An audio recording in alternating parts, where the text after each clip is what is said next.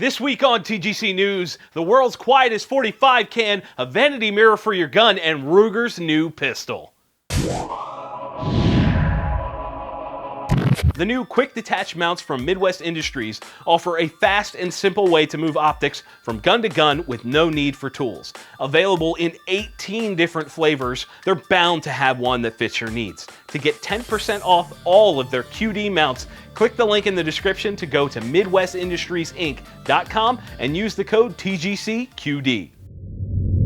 Welcome back. My name is Jon Patton, and this week's first story is about what's being reported as the world's quietest 45 ACP suppressor. The new Obsidian from Rugged Suppressors was recently released, and being that I did a hashtag not a review segment on their Surge 762, I was intrigued. Much like the Surge, this can is actually modular, allowing for configurations at 8.6 and 6.7 inches, which is a pretty cool concept to see on pistol cans. Oftentimes, a gigantic 45 can on a small little 9mm is a bit, shall we say, unbalanced, and now you have the option to run it in the shorter config and still get decent sound reduction from this full auto-rated can. Another interesting thing is that they're user serviceable, which I really like, and reassembly seems simple because they have baffles that can only click together one way. That helps mongoloids like myself get it right the first time. On top of all of that, the can is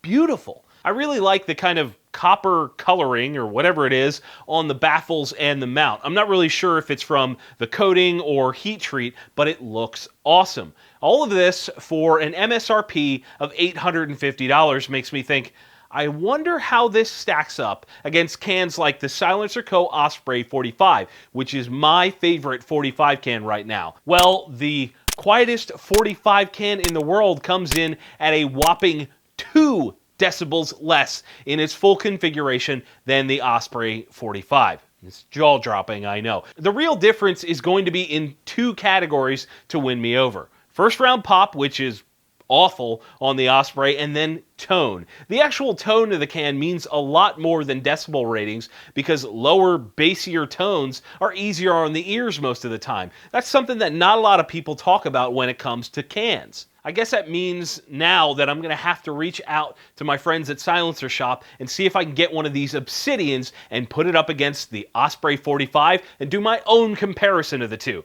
Drop a like on the video if you want to see that happen. Also, if you guys are looking for full-on reviews of this thing, definitely go check out NFA Review Channel and Twang and Bang on YouTube. And in looking behind you is for noobs news. Canadian accessory manufacturer Magwedge released what is quite possibly the most ridiculous product for a Picatinny rail since the Tac-Sac.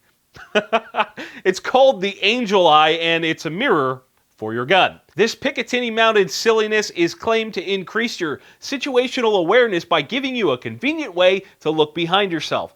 Okay, fine. I agree that seeing what's behind you would be awesome, but let's talk practical application of this thing. Where are you going to be forced to mount this thing? Let's think about that. On one side of the gun or on the other. You're not going to mount it on the top or bottom. Well, that means you either won't be able to see a damn thing because it's on the outside of the gun, or you're going to be seeing nothing but yourself if it's mounted on the inside. You're not see-through. I know these guys wished mirrors worked that way, but they don't. Go ahead, pick up your rifle and hold it naturally. Find a spot that's going to work for a mirror. I'll wait. Yeah. Couldn't find one? Yeah. Shocking. They also mention on their website that they subscribe to the Doublemint Gum theory that 2 is better than 1, and actually suggest having one of these fold-out mirrors on both sides of your gun. It's like having someone sit in the center of your backseat when you're trying to look out of the car using your rearview mirror. It's useless. Not to mention the fact that they have the balls to list it on their website at $99.95 plus $11.99 tax plus $15 shipping. So a whopping $126.94 to let everyone else know that you're a moron for buying a mirror for your gun. At least add a knife to it or something. Good Lord.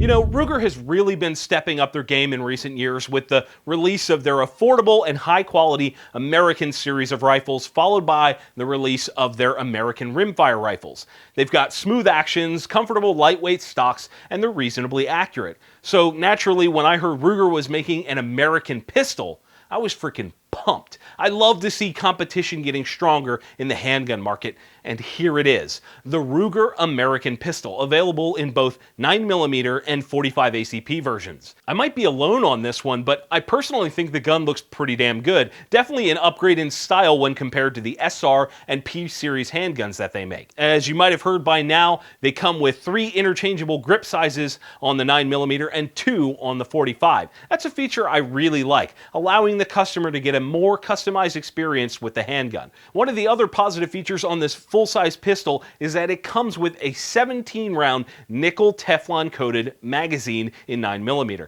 Magazines can kind of be the make or break of a gun, so it's good to see that Ruger got it right in this category. And unfortunately, that's kind of where my enthusiasm drops off. The gun is heavy, weighing in at 30 ounces in the 9mm and 31.5 in the 45. That makes it one of the heavier polymer frame guns on the market right now. That's almost as much as a fully loaded Glock 17.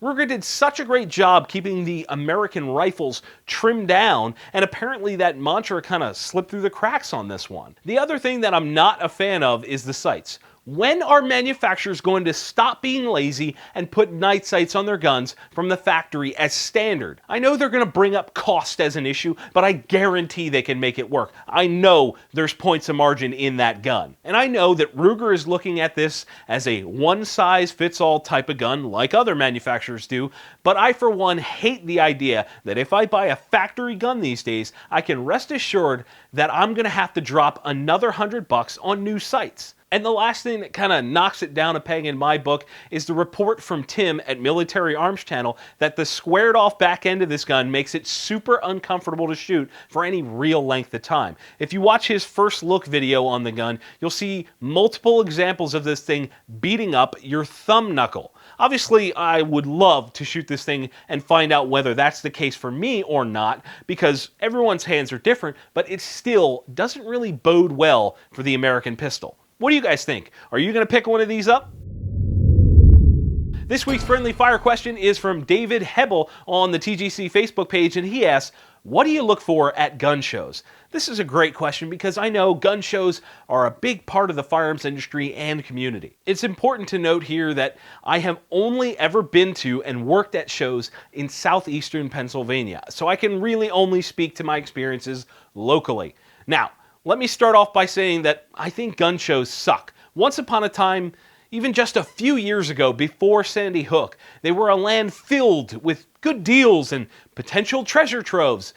However, since Sandy Hook, it's full of a-holes that literally just pick up their entire shop and then put them on a table with no good deals or offers, which essentially makes it pointless to pay the money to get into gun shows. I also think that anyone that makes it their career to stand around randomly firing off those tasers all day would be better off drinking a gallon of bleach. On the flip side though, I've always been able to find solid pricing on reloading powder and primers when they're actually available. So, as I guess you guys can probably tell, I'm not a huge fan of gun shows. My friendly fire question to you guys this week, what was the best thing that you ever bought at a gun show? Post your answer in the comments below, and if you want your question answered right here on the show, right here, you can post that over on facebook.com/theguncollective or post it on Instagram and Twitter using hashtag friendlyfire. And before we go, it's time to announce the winners of the December TGC Worldwide Photo Contest.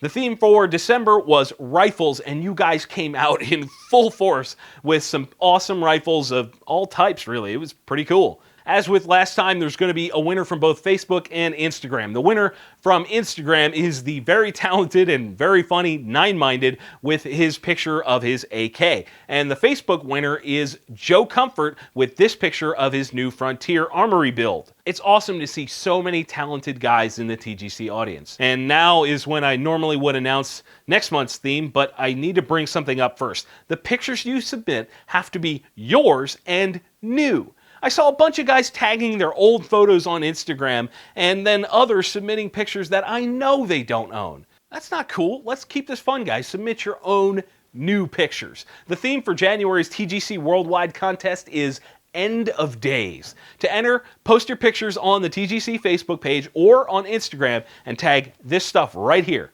in front of me. Tag it. As always, thank you all to everyone for participating in the contest, and I cannot wait to see what you guys do for January's theme.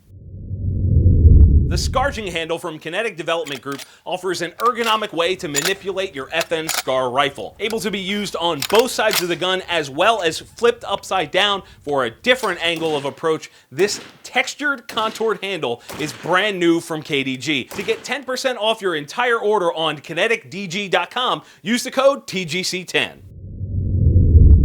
And that is it for this week's show. Guys, you know what to do if you enjoyed the episode. Hit that thumbs up button, give it a like. If you didn't, let me know down in the comments so we can talk about it. Do not forget to subscribe. You won't want to miss a single week of the show. And as always, thank you all for watching. We'll see you soon. And the freaking robot again. The shirts worn in today's episode of TGC News were provided by Barrett Apparel. Click the link in the description to learn more.